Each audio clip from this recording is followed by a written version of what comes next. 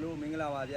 ကျွန်တော်ကဟိုပါနော်ဗန်မန်ငွေစုတာနဲ့အသက်အာမခံထားတာရဲ့ကွာခြားချက်လေးကိုပြောပြခြင်းလို့ပါဗျဗန်မန်ငွေစုရယ်ဆိုရင်တော့ရှင်းပါဗျဗန်ကစုတောင်းငွေတီးတန်ပဲပေါ့နော်ဗန်မာတစ်နှစ်ကို10သိန်းစုခဲ့ရဆိုလို့ရှိရင်2နှစ်မြောက်ဆိုလို့ရှိရင်ဗန်မာ30နဲ့ဗန်ကပေးတဲ့အတူလုံးရှိမယ်ပေါ့နော်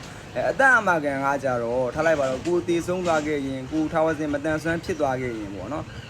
အကာအကွယ်ရဖို့ရအတွက်ကိုကင်ဆာဖြစ်မယ်ဆိုလို့ရှိရင်လည်းကင်ဆာကုသစေတဲ့အကာအကွယ်ဖြစ်အောင်လို့ပေါ့နော်ထားတာပေါ့နော်အကာအကွယ်အဓိကပေါ့အကာအကွယ်ရနေရင်းနဲ့မှငွေစုတာဖြစ်ပါတယ်ဗျ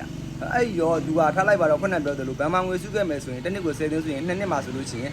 ဒီ2နှစ်စာငွေကိုသွင်းခဲ့တဲ့ငွေ30ရေဘန်ကပေးတဲ့အတိုးနှုန်းရရှိမယ်ကို2နှစ်မှာကိုတစုံတစ်ခုဖြစ်သွားတယ်တေးသွားခဲ့ရဆိုရင်တော့ကြံခဲ့တဲ့သူက30နဲ့အတိုးနဲ့ပဲရမယ်ပေါ့နော်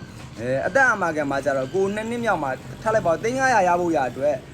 ရော်ကြီး300ရဖို့ရအတွက်တစ်နှစ်ကို10သိန်းသွင်းရရဲဆိုကို2နှစ်မြောက်မှာကိုတစုံတစ်ခုဖြစ်သွားခဲ့တယ်ဆိုလို့ရှိရင်ဒီ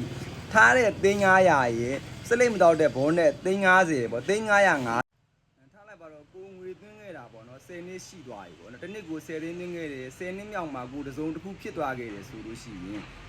10နှစ်မြောက်မှာကိုတေဆုံးသွားခဲ့တယ်ဆိုရင်ကျန်ခဲ့တဲ့သူကဒီကိုထားခဲ့တဲ့အတ္တမကုံခံငွေ300ရေစလိတ်မတော့တဲ့ non smoker ဘောနဲ့350 350ရေကိုတစ်နှစ်ကိုသွင်းခဲ့တဲ့ငွေပေါ့နော်တစ်နှစ်ကို10သိန်းသွင်းခဲ့ရဆိုလို့ရှိရင်10နှစ်စာ300ရေ3650ရမယ်ပေါ့နော်10နှစ်မြောက်မှာကို10နှစ်မြောက်မှာတစုံတစ်ခုမဖြစ်ခဲ့ဘူးဆိုလို့ရှိရင်လေ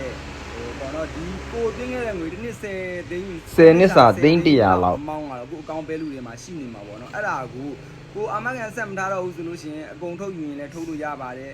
ဆက်ထားခဲ့အောင်မယ်ဆိုလို့ရှိရင်အနည်းဆုံး3သိန်းခွဲကနေအများဆုံး80ရာခိုင်နှုန်းထိထုတ်လို့ရတယ်ပေါ့နော်သူက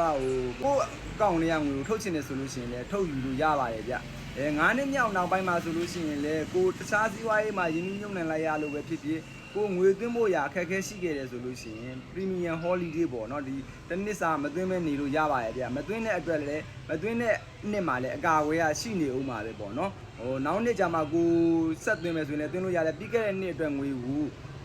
ပြန်သွင်းစရာမလိုပေါ့နော်